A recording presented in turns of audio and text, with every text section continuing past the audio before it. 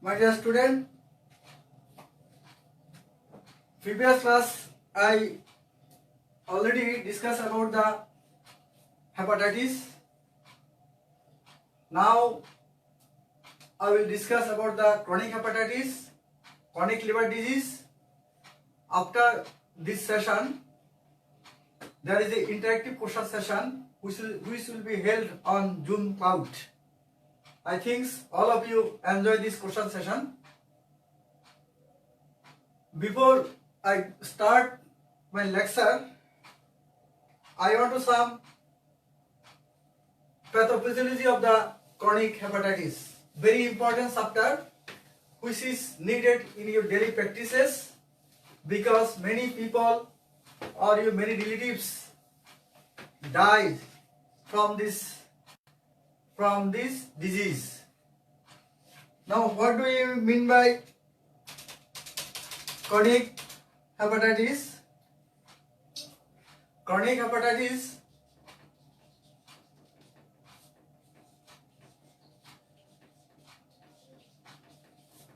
itself means chronic means there is chronic inflammation. There is chronic inflammation. So there is chronic inflammation in the liver. What inflammation? It depends on duration of the liver disease. Duration of liver disease and persistent inflammation of the liver. So if duration of liver disease persists more than 3 to 6 months, and evidence of chronic liver disease which is manifested by the chronic liver dysfunction or chronic liver compensation. This is hypoalbuminemia and thrombocytopenia, or there is signs of stigmata of chronic liver disease such as plumbar erythemia, splenomegaly, ascites. Now, what is the etiology of the chronic hepatitis? Etiology chronic hepatitis and chronic and CLD more or less same. Now, chronic hepatitis etiology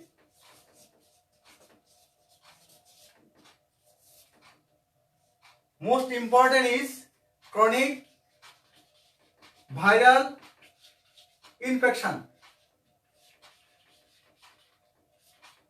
Hepatitis B virus, hepatitis D virus, hepatitis C virus. Hepatitis B virus producing 15 to 20% and C virus 50% of chronic hepatitis. Another most important cause of chronic hepatitis is autoimmune hepatitis.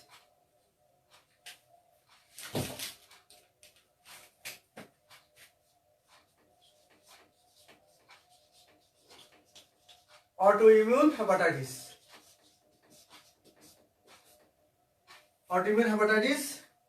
and another one is drug which are taking for long times, INS, methyl dopa, nitrofurantoin, sulfonamide, and all these are toxic drugs. If person takes for more than long time, there is change in the liver producing chronic hepatitis.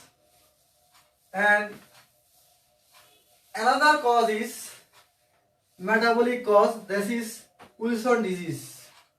metabolic cause, Wilson disease, alpha 1 antitrypsin deficiency, and galactosemia.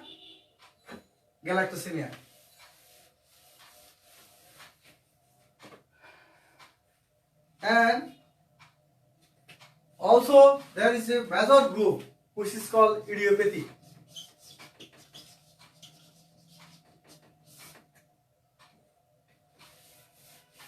Now, how can you diagnose the chronic liver disease? Chronic hepatitis. Diagnosis of chronic hepatitis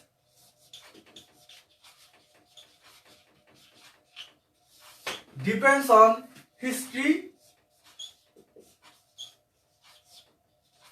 examination, and investigation. This is very important for your examination. What history should be taken?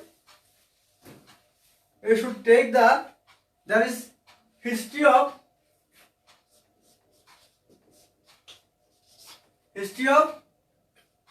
hepatitis. If you are elapsing, history of apparent acute hepatitis. History of apparent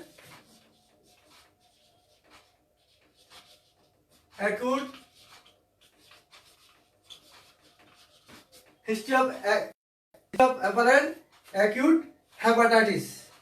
And clinical or biochemical evidence of, very important is clinical or biochemical evidence. Clinical or biochemical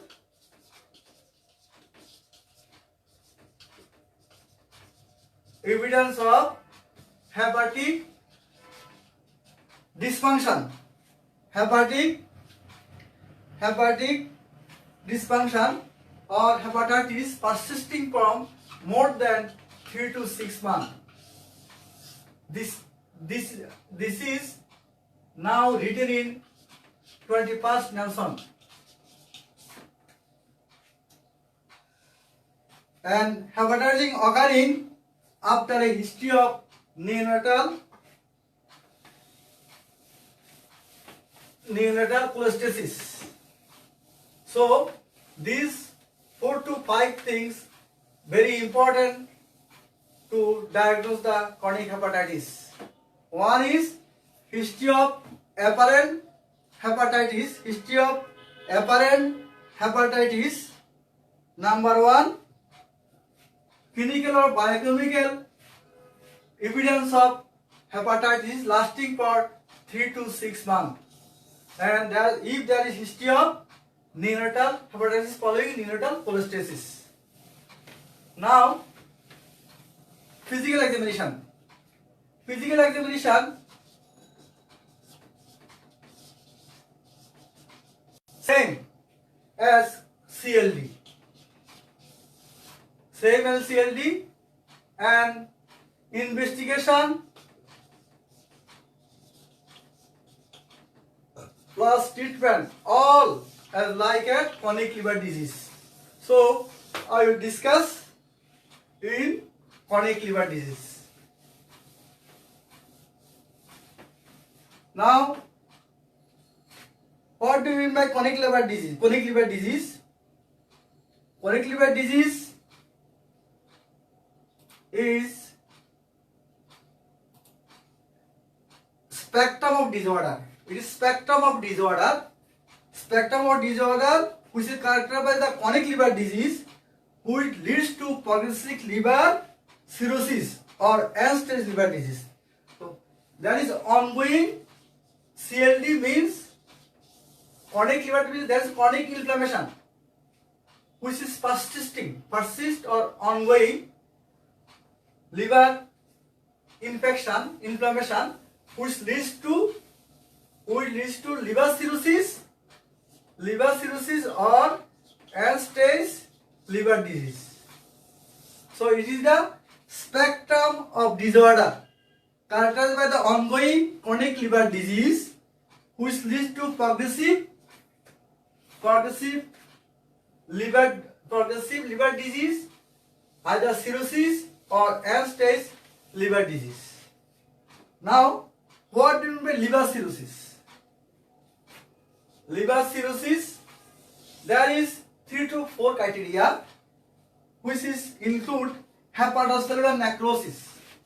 Hepatocellular necrosis, number 1. Number 2, there is regeneration, producing nodules. Number 3, there is fibrosis.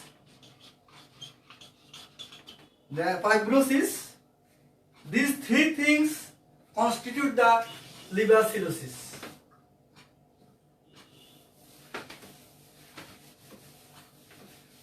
Now, triad of CLD. What do you mean by triad of CLD? Triad of chronic liver disease. Number 1, jaundice, splenomegaly, ascites. These 3 things, the triad of chronic liver disease, which is asked in Viva board. Now, etiology. Same in chronic hepatitis and CLD, more or less same. Idiopathic cause. Idiopathic cause is, most of the cause is idiopathic.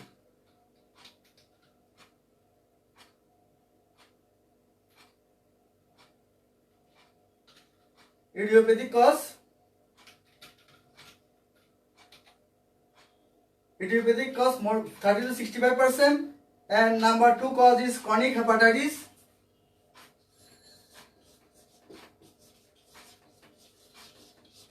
Chronic hepatitis, same, B virus, C virus, D virus. B virus producing 20%, C virus 50%, and these 3 viruses are very important for development of chronic hepatitis in terms which leads to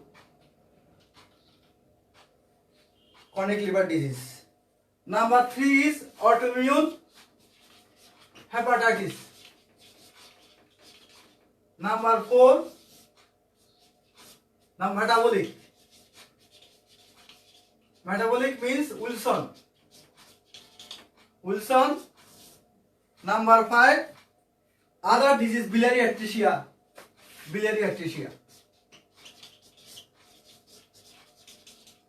Now, this autoimmune hepatitis 2 to 4%. 2 to 4% leads to chronic liver disease, and metabolic Wilson 1/4 cause is due to Wilson disease. So, etiology, among the etiology of the chronic liver disease, number 1 is idiopathic, number 2 is chronic hepatitis, number 3 autoimmune hepatitis, number 4 is metabolic, that is Wilson, and others, that is biliary atresia. Now, before going to discuss about the clinical features, I want to tell you the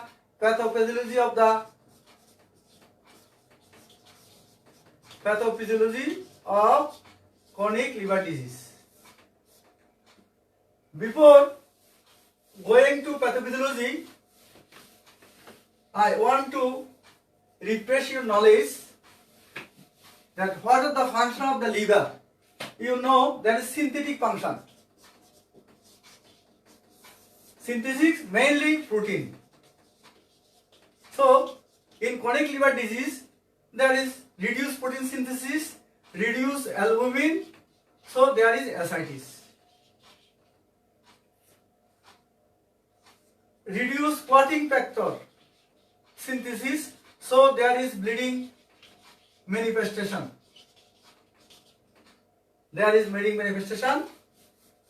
And of course there is metabolic function, very important.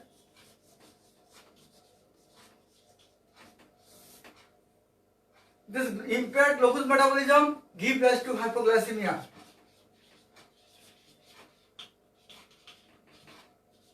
Number two, very important is hormonal metabolism. Hormonal metabolism abnormality. Very important. Which lead to primary erythemia due to estrogen metabolism abnormality. Number one. And number two, due to estrogen and testosterone metabolism problem in male, patient developed gynecomastia and testicular atrophy. In female,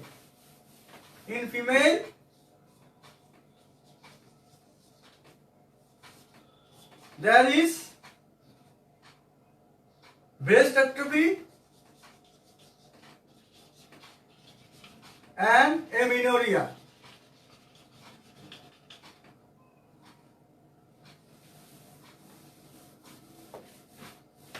Also, there is production of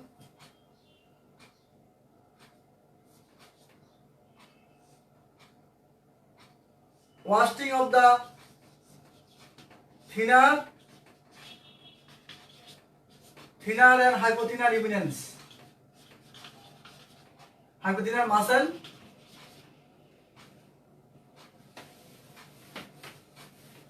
You know, when liver architecture is distorted, liver vasculature is destroyed, portal blood flow is obstructed, and increase resistance in the portal vein and producing collaterals and give rise to portal hypertension.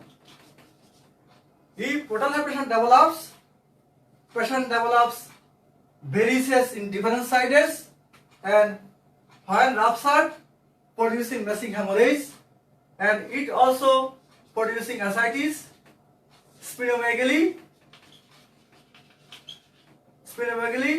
and caput medusa.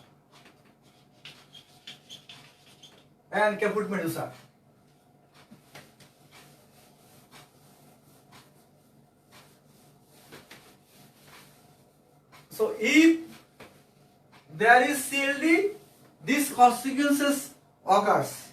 Now, what happens when CLD develops, and when you do the biopsy, there is diffuse destruction of hepatocyte,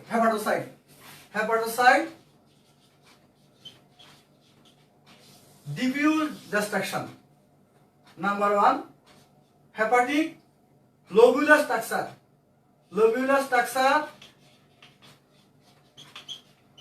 destroyed. Number three, there is chronic inflammatory cell inflammation, and there is disorder of the hepatic vasculature,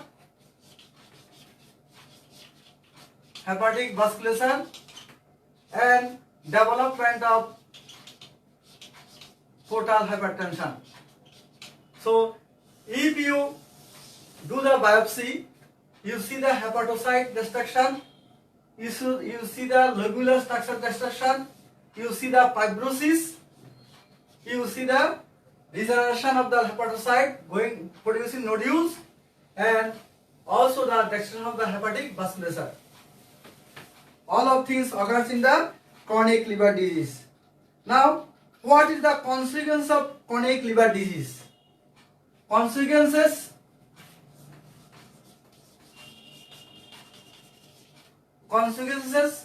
number one, hepatic dysfunction. hepatic dysfunction give rise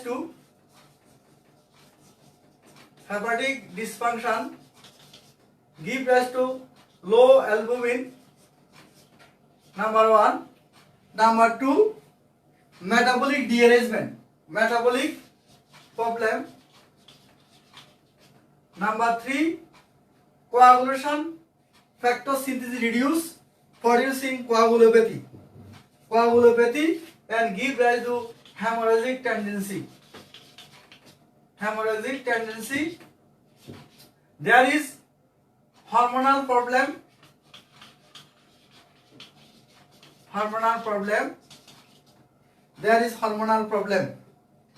And these are the due to hepatic dysfunction. And another 3 to 4 things occurs. Number 2 is ascites. Ascites occurs due to 2 causes. One is due to reduced synthesis of albumin, and another cause is development of portal hypertension. Low albumin and portal hypertension.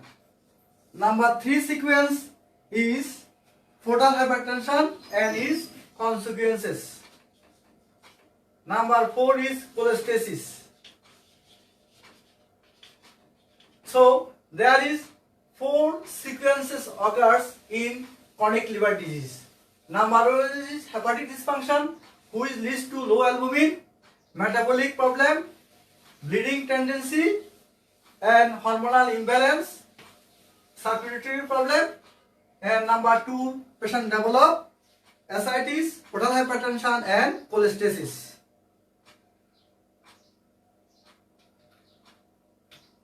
Now, what are the circulatory change occurs? Circulatory change occurs in CLD, and it is usually due to impaired estrogen metabolism, which give rise to plumbar erythemia, that is lossy erythemia, due to vasodilation and increased blood flow, usually seen in the thenar and hypothenar muscle. So number 1 is plumbar erythemia. Why it occurs? Due to impaired metabolism of estrogen, which gives to vasodilation and producing erythema. It is seen in thenar and hypothenar muscles, and also the fingertips. Number 2 is spider telangiectasia or spider nevi. It is also due to altered estrogen metabolism. It is characterized by the central percentile venule. This is central. When it gives the pressure, it becomes pain, and if you feel it is pulsatile. Then from this there is radiating venules. Why radiating vessels? Seen in face and chest. This is called a spider nevi. And endocrine problem, which I already described earlier. There is hemorrhagic tendency also patient develop. Hemorrhagic tendency due to reduced clotting photosynthesis give rise to bruises, purpura, ecchymosis. Some patient develops cholestasis. So there is cholestasis, there is bile salt retention, there is pruritus. If there is bile salt retention, lack of bile salt in the colon, GI tract, it reduces the fat malabsorption. Fat malabsorption give rise to steatorrhea and also reduce the absorption of the fat soluble vitamin A, D, E, K and producing the sign symptom of deficiency of these vitamins. And another one consequences occurs in the portal hypertension. Why portal hypertension develops? Because there is distortion of the hepatic vasculature, and so there is resistance of the portal blood flow in the liver and increased pressure in the portal vein, and which develops collaterals, and there is portal vein to systemic circulation increase, which develops varices, and when varices rupture, there is profuse hemorrhage. And another consequence of portal hypertension is ascites and splenomegaly. And splenomegaly, it is mild to moderate, massive. Usually mild to moderate. And some cases, patient may develop hypersplenism.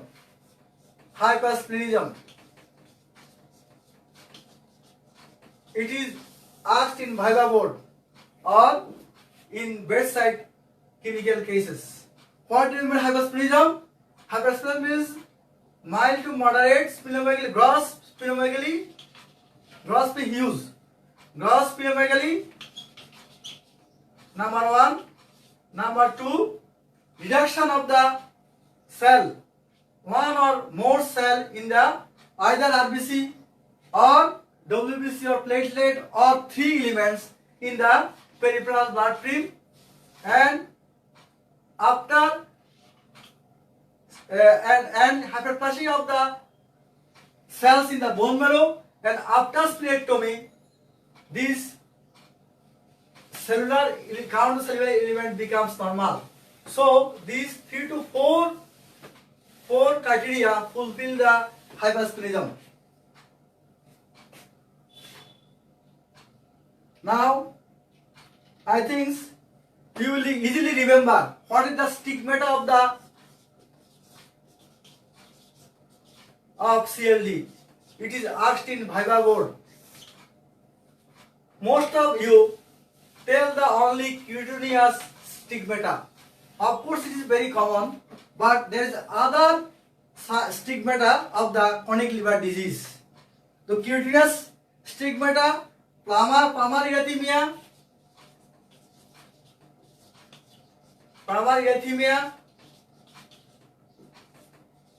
spider nevi,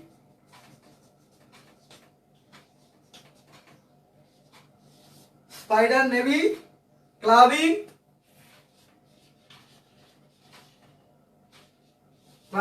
colonakia,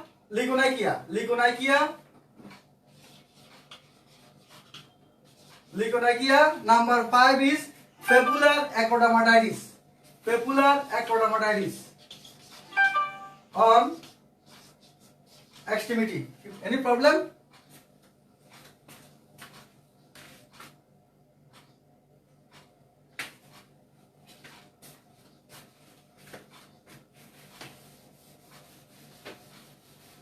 So there is 4 to 5 signs of cutaneous stigmata. Now endocrine problem which is Amit described earlier. In male there is gynecomastia and testicular atrophy. In female there is breast atrophy and amenorrhea. And there is portal hypertension and its consequences. It is also the stigmata of the chronic liver disease. And what is this? Hematemesis, melena, and ascites and splenomegaly.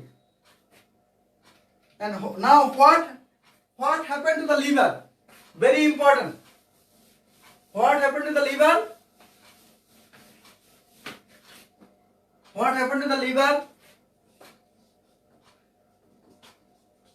More interestingly, in chronic liver disease, liver cannot wholly enlarge because there is fibrosis, so liver is shrinkage.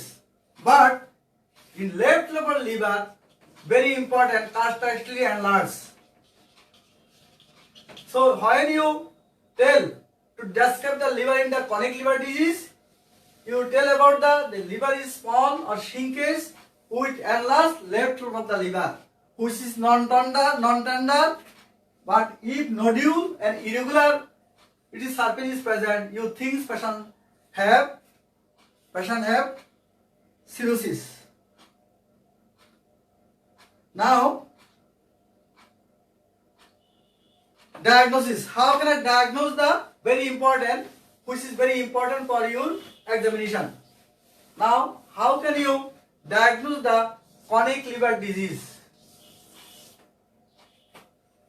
First of all, you should know the history, you should know the examination, you should know the investigation. So, what history should be taken? There is, when you write down the history, first of all, you should write down onset. Onset of sign symptom of the chronic liver disease may be acute, may be insidious or acute. And presentations of the chronic liver disease or depends on type of etiology. Types of etiology and disease progression. So there is 3 to 4 type of presentation. Non-specific, which is insidious onset. There may be acute onset. So there may be insidious onset, but non-specific symptom. Number 1, which started insidiously. And failure to thrive, weight loss, anorexia, failure to thrive, weight loss, anorexia, muscle weakness, and some patient may develop jaundice and anorexia, vomiting sometimes occur. And acute onset, there is acute onset, some patient may present with sudden development of jaundice and massive GI tract bleeding. Sudden development of massive GI tract bleeding, and altered sensorium. These are acute onset. An acute onset patient develops jaundice and acute onset of massive GI tract bleeding and altered sensorium. Now, some patients may present with asymptomatic presentation. There is a patient present with you for other illness. Incidentally, you will find the hepatosplenomegaly. This is asymptomatic hepatosplenomegaly. Hepatosplenomegaly without failure to thrive. Without failure to thrive. That is asymptomatic hepatosplenomegaly with or without failure to thrive.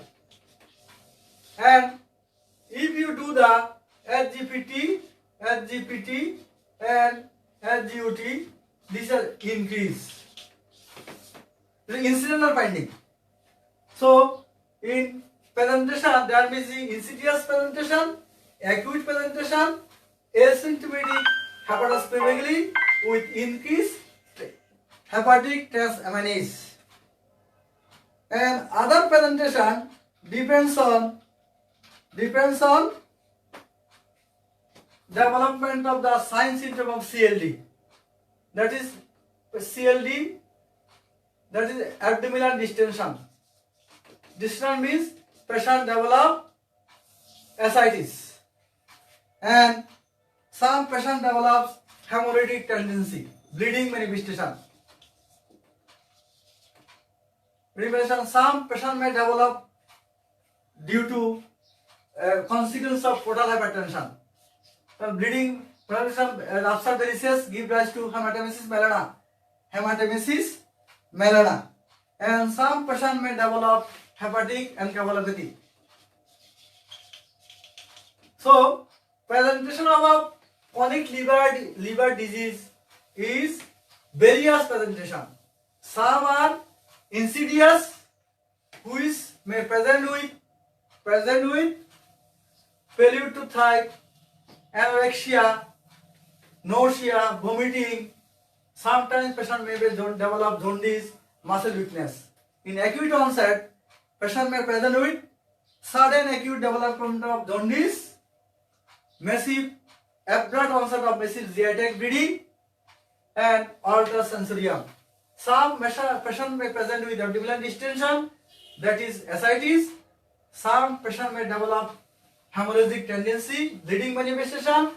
Some patient may develop melena, hematemesis melena, and also the presentation of the hepatic encephalopathy.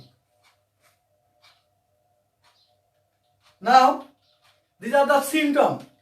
Now, what are the risk factors you should take? Risk factor means what are the first stage of the patient? First stage of the patient, you find out the etiology. Find out the etiology of the disease. Previous history of jaundice. First stage মধ্যে আমরা কি নেব? Previous history of jaundice. Because it indicate either patient suffering from hepatitis B, D or C virus infection. Relapse of apparent hepatitis, acute hepatitis in first history, and of course you should take the any other autoimmune disease of the patient. So these are also the risk factors. So jaundice history and relapse of apparent acute hepatitis or autoimmune disease. And from birth history you should take the either the patient develop neonatal cholestasis. Birth history. And of course there is history of immunization history, very important. You should take the immunization history. If you should not take the immunization history, your history is incomplete. Either patients give immunization against hepatitis B virus. Hepatitis B virus, very important. And you should ask the mother for developmental history. There is regression of the developmental milestone. What is regression?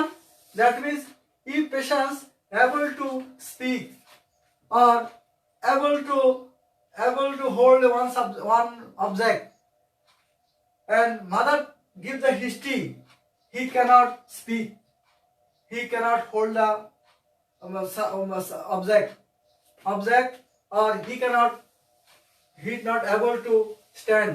So there is developmental regression. Initially he gained the developmental milestone, now this is regresses. If this happened, you think patient suffering from Wilson disease. So developmental history is very important. And you should take also the drug history, because some notorious drugs, if used for a long time, give rise to chronic liver disease. These are the INAs, methyl dopa, methotrexate, etc. And also you should take the family history. Some disease we run in the family give rise to chronic liver disease. These are the Wilson disease. So in that case you take history the consanguinity of the parents. Consanguinity of parents, any liver disease in the family. So these are the risk factors. So you examine the patients. Examination, again general examination and systemic examination. In general examination, appearance become ill looking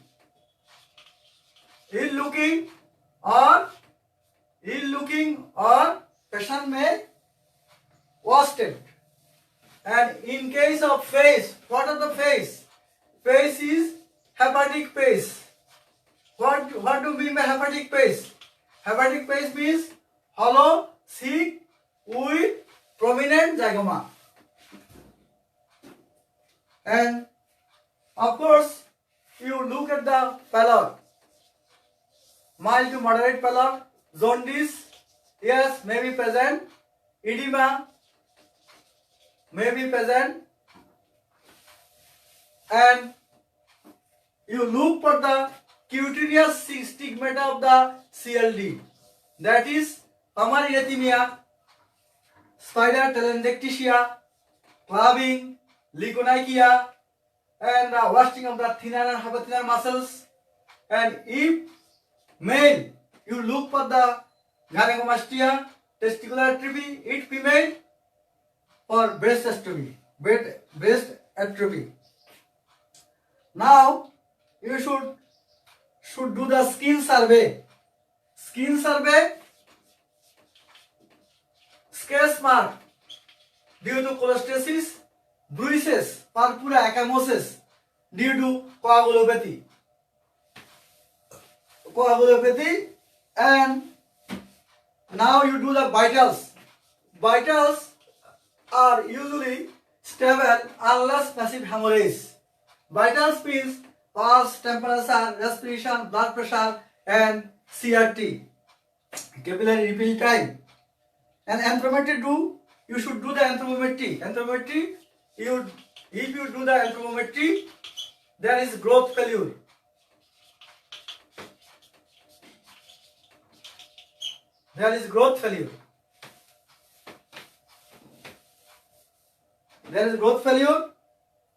And there is one examination you should not miss, the slit lamp examination. Slit lamp examination, you get the calf ring and calf ring. Also there is cataract, sunflower cataract in case of Wilson disease. These are included these should be examined in the heading of the general examination. Now systemic examination. Abdomen, very important. In abdomen, you will get the sign of fetal hypertension. So abdomen distended. In short, you will tell there is abdomen is distended abdomen and ascites. Why ascites is evidenced by distended abdomen, transversely slit umbilicus, and fluid fill and shifting dullness. Then also the angos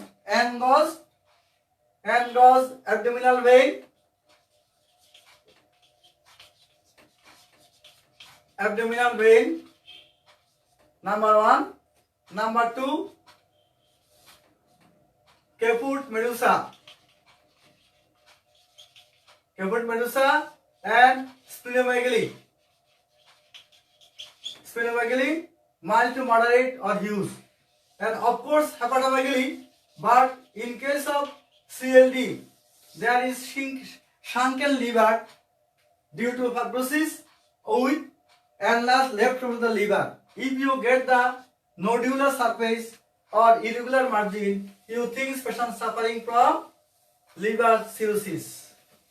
And in case of male, you should examine the testes whether there is testicular atrophy or not.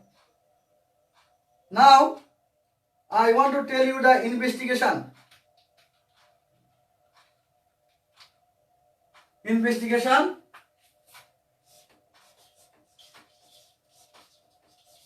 Again, investigation divided into routine investigation, investigation for diagnosis, investigation for etiology, investigation for complication, investigation for treatment. So there are 3 to 4 headings you should write down during examination in the SCQ. So for diagnosis, now for routine investigation means complete blood count, to see the hemoglobin, to see the pancytopenia, if hypersplenism. So in routine examination with the hemoglobin percent or pancytopenia if patient develop hypersplenism. In investigation for diagnosis, very important is liver function test.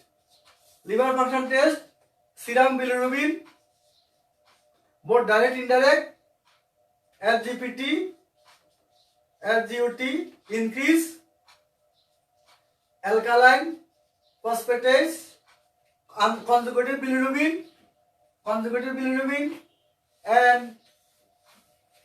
conjugated bilirubin all are increase and increase in cholestasis jaundice if patient develop biliary atresia.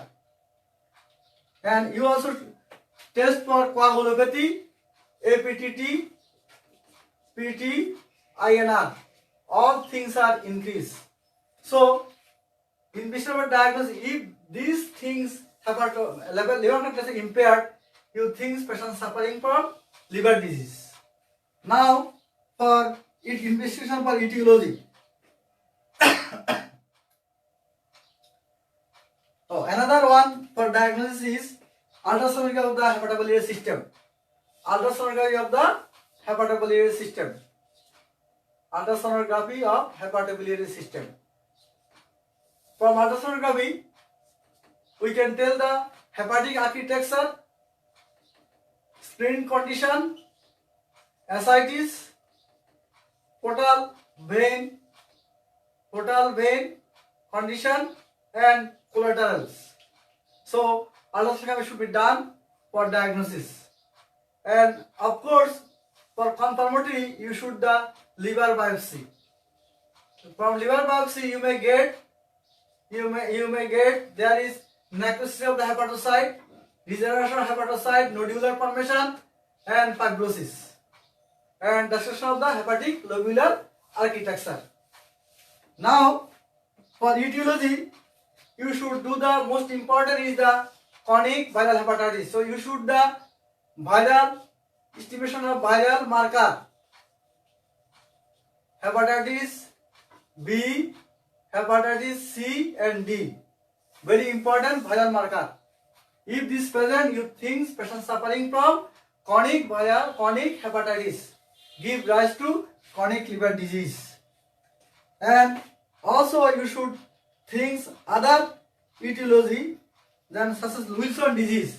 If Wilson disease you suspect, in that case you should do the serum ceruloplasmin, which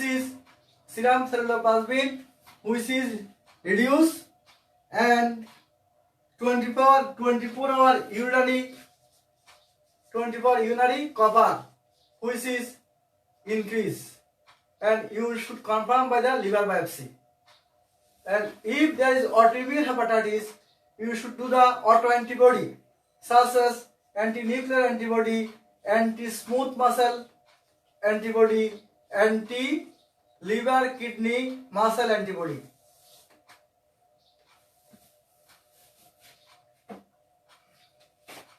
Now, these are the etiology, investigation etiology. Now complication.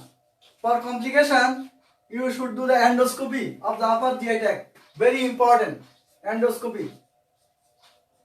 endoscopy operator should do the varices. If you see the varices on the endoscopy, your diagnosis is development of esophageal varices due to portal hypertension until proved otherwise. And it thinks person suffering from chronic liver disease. And number 2 is serum electrolytes and serum creatinine, which is also impaired. And for investigation for treatment, usually if there is massive hemorrhage, you should need the blood grouping for blood transfusion. Now, what is the treatment? Treatment of CLD, very important. In treatment part, you should divide into counseling, supportive, and specific. Treatment for etiology, treatment for complication. So counseling means you should counsel the parents about the nature and course of the disease, treatment option and outcome of the disease. And very important is the supportive treatment. In nutrition means supportive means diet. Which diet you should give? High caloric diet, because patient is failure to thrive, anorexia, nausea, vomiting. So high caloric diet and protein should not be restricted until patient suffering from hepatic encephalopathy. And if patient develop cholestasis, there is lack of bile salt. In that case you should give the fat soluble vitamin and medium chain triglyceride. Also the fat restricted diet. You should supplement the calcium and zinc. So diet is very important. In diet, you high caloric diet, and unless hepatic encephalopathy, and if cholestasis, you give the fat restricted diet, medium chain triglyceride, and fat soluble vitamin A, D, E, K. And you should supply the calcium and zinc supplementation. If patient develop cholestasis, for pruritus, you may give the cholestyramine. And if patient develop malabsorption as steatorrhea, in that case, you should fat restricted diet, medium chain triglyceride. And what are the treatment of ascites? Very important, which is asked in Viva board. How will you treat the ascites in case of chronic liver disease? In mild ascites,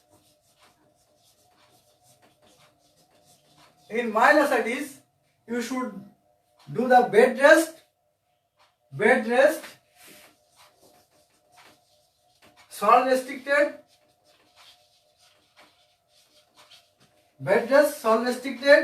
and fluid restriction. So these things usually reduce the edema and ascites. And if it is moderate ascites, you do the diuretics, furosemide or spironolactone. In severe cases, severe ascites,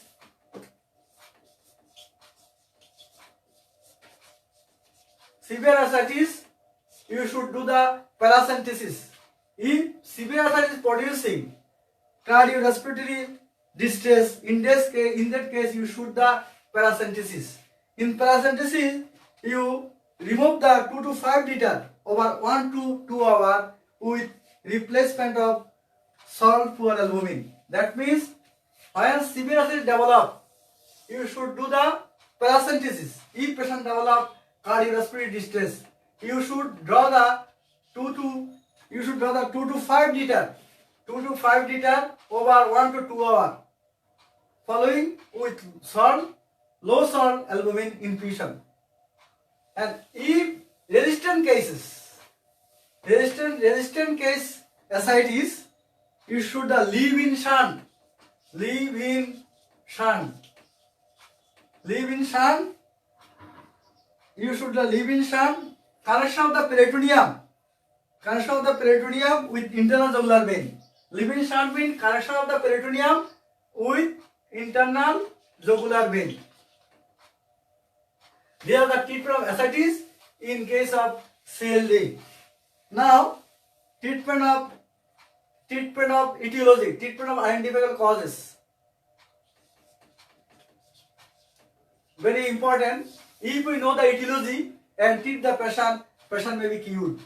In case of hepatitis B virus, you should treat the patient with interferon plus lamivudine.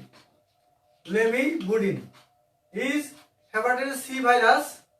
You should give the interferon plus ribavirin. If autoimmune hepatitis, you should give the prednisolone plus azathioprine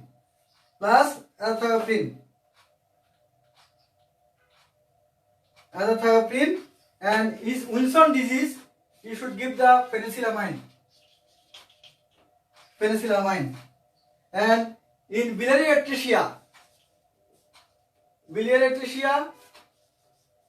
you should do the surgery. The name of the surgery is called the Kasai-Porto-enterostomy. So, in hepatic B virus infection, you prescribe the patient interferon, alpha interferon with lamivudine, plus minus lamivudine or combination. In C virus, you give the interferon plus ribavirin.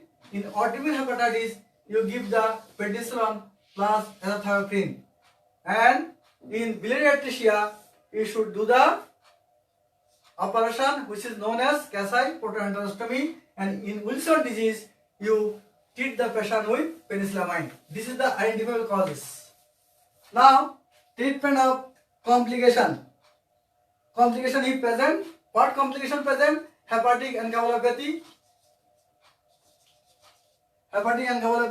and portal hypertension. So, if hepatic encephalopathy present, portal hypertension present, you should treat accordingly. Treatment I will discuss later on when I take lecture on the portal hypertension, hepatic failure. Now, in end-stage liver disease, in advanced liver disease, specific treatment. What is specific treatment? In advanced liver disease, you should the liver transplantation.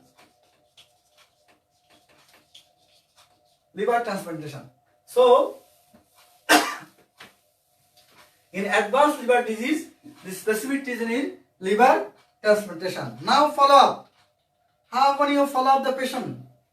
How can you follow up the patient? Follow up patient clinically and laboratorically. Clinically means how in clinical basis? Growth monitoring and complication. And laboratorically liver function test you should done.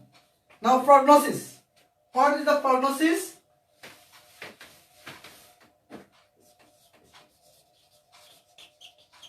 Prognosis of CLD. What is CLD? Overall survive 1 to 2 years. And it depends on the etiology and disease progression. If Wilson disease, good prognosis.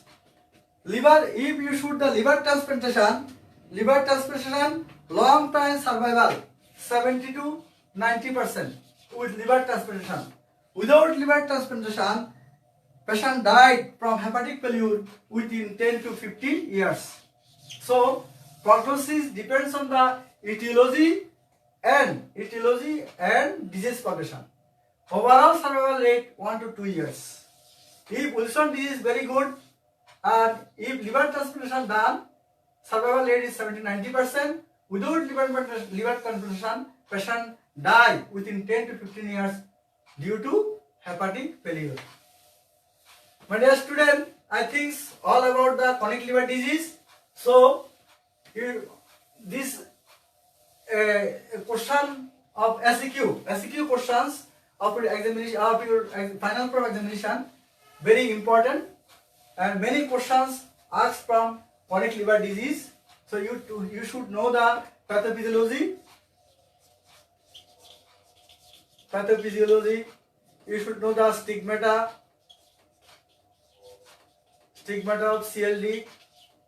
You should know the complication CLD. You should do the investigation of CLD. You should do the treatment of CLD, prognosis of CLD. So I think all are discussed. If any questions, you should ask me through the Zoom class.